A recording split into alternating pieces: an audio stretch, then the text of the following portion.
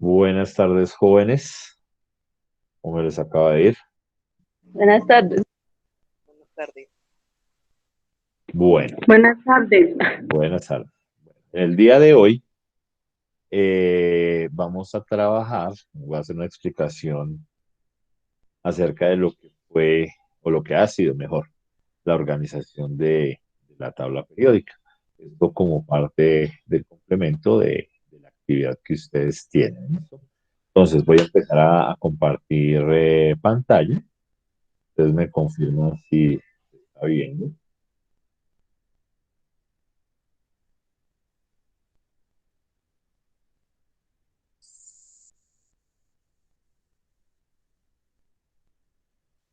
Sí, señor.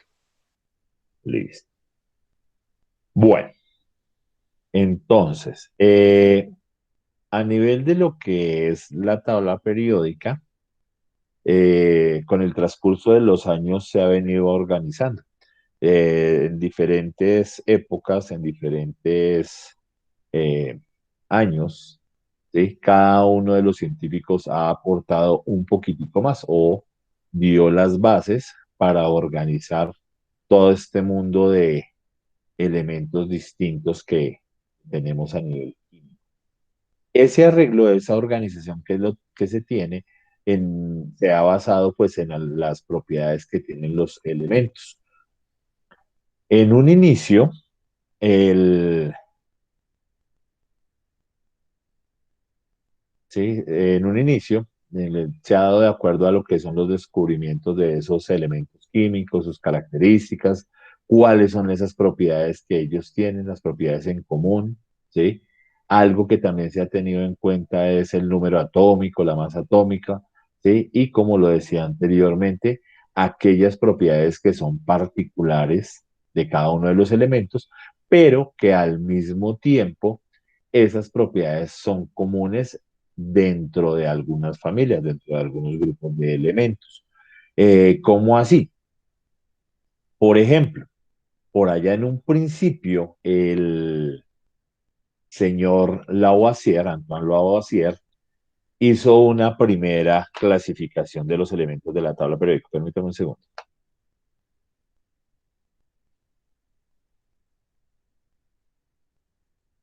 Hizo una primera configuración, organización de la tabla periódica. Entonces, ¿qué encontró él?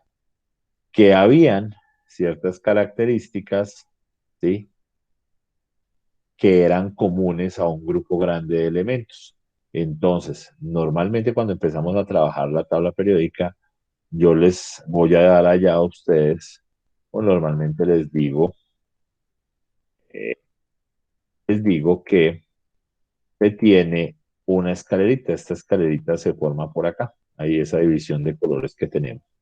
Todo lo que queda arriba de esa escalera, estos elementos son no metales, incluyendo por acá a los gases nobles o los gases inertes. Ellos también hacen parte de los no metales. Y por acá nos encontramos a lo que son los elementos metálicos.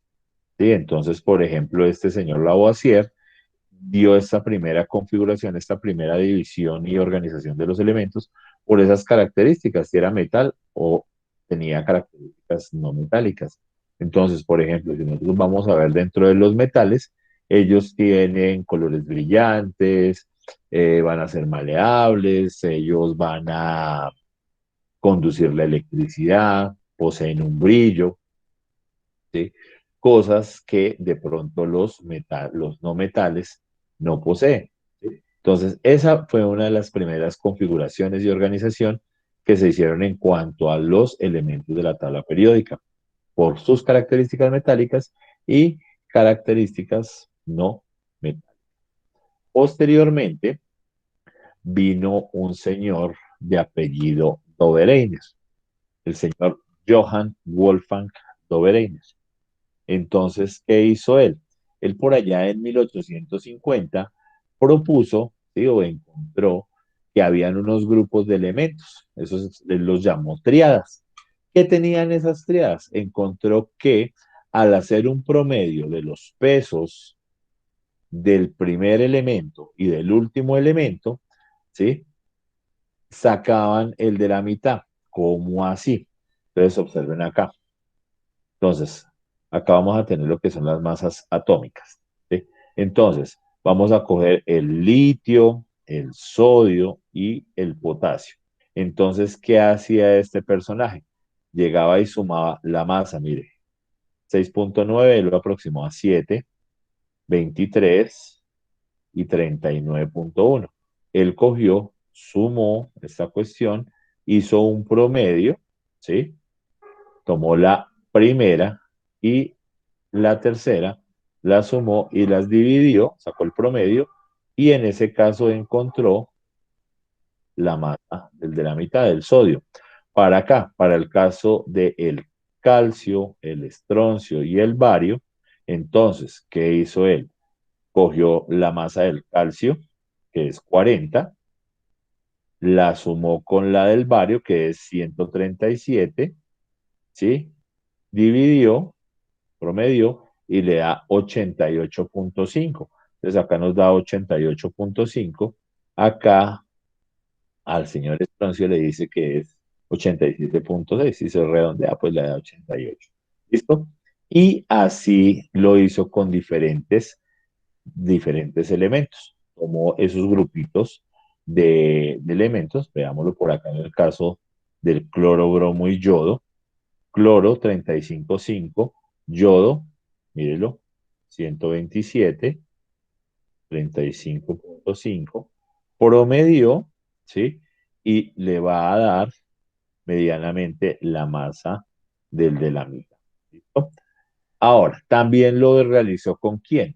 Con los números atómicos. En este caso, por ejemplo, cogió el litio, el sodio y el potasio, ¿sí? Entonces cogió, en este caso acá, el número atómico. Número atómico. 3 más 19 y lo dividió y esto les dio el número atómico del de la mitad. Véalo, 11. Calcio, estroncio, bario. Número atómico, 20 del bario 56 y sacó el número atómico de la mitad. Entonces, él encontró que esa característica o ese comportamiento mejor se repetía en varios grupos de elementos, ¿sí? Para la época, él encontró aproximadamente 20 triadas diferentes, ¿sí? Y coincidía que al hacer esos promedios, bien sacaban la masa o en su defecto sacaban el número atómico. Esa fue una primera aproximación al arreglo que tuvo el señor Doberein. Posteriormente vino el señor John Alexander Reina Newlands. Por allá en 1864, este señor organizó los elementos en orden creciente de las masas de los pesos atómicos. Y cuando se puso a organizarlos, encontró que cada uno de ellos, al volverlos a reorganizar, volvía uno, dos, tres, cuatro, cinco, seis, siete. Cuando volvía al octavo elemento, ¿sí? Entonces, entre el primer elemento y el octavo, ¿sí? A la hora de que los organizaba, coincidían las características. Entonces coincidía que era metal, coincidía que era brillante, coincidía que tenían, por ejemplo, un electrón en su último nivel. Entonces se fue dando cuenta que a medida que organizaba estos elementos, otra vez cuando llegaba acá al octavo elemento, las características eran similares. Y acá él también se percató que estas familias de elementos, ¿sí?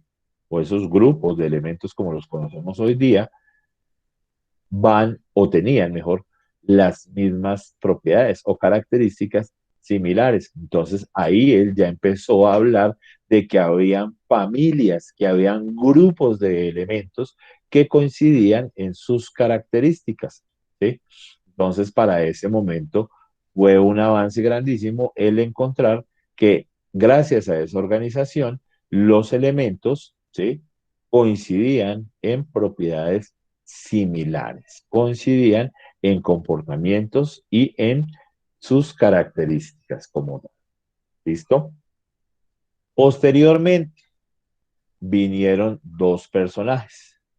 Esos dos personajes fueron el señor Lothar Meyer y el señor, un ruso, Dmitri Mendeleev. Los dos, cada uno por aparte, estuvo trabajando en cómo organizar la tabla periódica. Ellos no se conocían, ellos no sabían qué estaba haciendo el uno y qué estaba haciendo el otro, ¿sí? El uno estaba en Rusia, por allá, el otro, no recuerdo Lothar Meyer exactamente de dónde es, pero cada uno, me parece que era inglés, pero no, no estoy seguro, ¿para qué les digo mentiras? Ahorita no lo tengo aquí pendiente. Ah, no, alemán, dice acá, mentiras, vea, tambula, no lo leí. Entonces dice acá, vea, el alemán, Lothar Meyer, y el otro era ruso. Entonces no se conocían, no sabían qué era lo que estaba haciendo el uno y el otro. Entonces cada uno por aparte estaba organizando la tabla periódica con relación a las masas de los elementos. Esta es una de las imágenes de lo que hizo Meyer. Entonces fíjese que acá aparece el boro organizado en el grupo 2, ¿sí? Con una masa de 11, ¿sí? Y él los organizó de acuerdo a esas propiedades. Habían características que ellos no conocían o no las tenían, entonces ellos se supone lo hacían como una especie de predicción. ¿Listo? Al mismo tiempo, mire, el señor Dmitri Mendeleev hizo algo muy parecido, similar en cuanto a eso. Entonces se ha tomado el trabajo de los dos, ¿sí? Y se comparó y se dieron cuenta que era muy similar. Entonces, mire, por ejemplo, acá nos aparece el hidrógeno, litio, berilio, boro y ustedes se dan cuenta que, mire, va aumentando el, la masa atómica, ¿sí? Va aumentando la masa atómica. Y eso fue lo que tomó el señor Dmitry Mendeleev para hacer esa clasificación. Aparte de que él tuvo esta organización de los elementos, él predijo, ¿sí? Él había espacios que como que decía, vea, acá pasa, falta algo, y él predijo ciertas características de algunos elementos. Con el paso de los años, cuando ya se descubrió el elemento que cabía en esos espacios, coincidencialmente, muchas de las predicciones que hizo el señor Mendeleev cabían, coincidían dentro de eso, del trabajo que él había hecho, ¿sí? Entonces, el señor Mendeleev, él publica esta tabla con aproximadamente 63 elementos, ¿sí? Lo que se conocía pues hasta ese momento, ¿sí? Esa, esa tabla, él la muestra, uno, por familias, ¿sí? Entonces, la familia del grupo uno, 2, 3, 4, 5, 6, 7, 8, ¿sí? Y en la que él la tiene, ¿sí? De acuerdo a las propiedades químicas y a las masas atómicas, la masa atómica y a las propiedades químicas. Como lo mostraba acá en la anterior, entonces está en un aumento, ¿sí? Aumentaba la masa y cuando volvía coincidían y de igual forma seguía aumentando. Entonces, para este caso, entonces tenemos que él predijo, estos acá, eh, estos ECA que me aparecen acá, ¿sí? Fueron los elementos que les decía hace un momentico, que él predijo ciertas características, entonces, para este caso, en ese momento, él no conocía que el elemento iba a ser acá, por ejemplo, el galio, iba a ser el galio, ¿sí? Que iba a ser, por ejemplo, aquí el indio, y para el caso, acá creo que se lo llamó ecasilicio, ¿sí? y en ese caso fue para el caso de él, Germanio, ¿sí?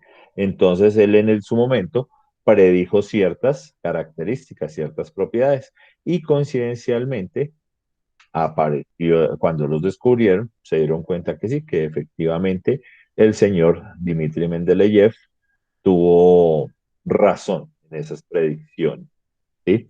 Entonces, de igual forma, en el 69, 1869, él dio las características, como le estaba diciendo, para el galio, germanio, escandio, tecnecio también, ¿sí? En cuanto a esa organización. ¿Listo? Entonces, básicamente, a partir de lo que ha sido este trabajo del señor Mendeleev,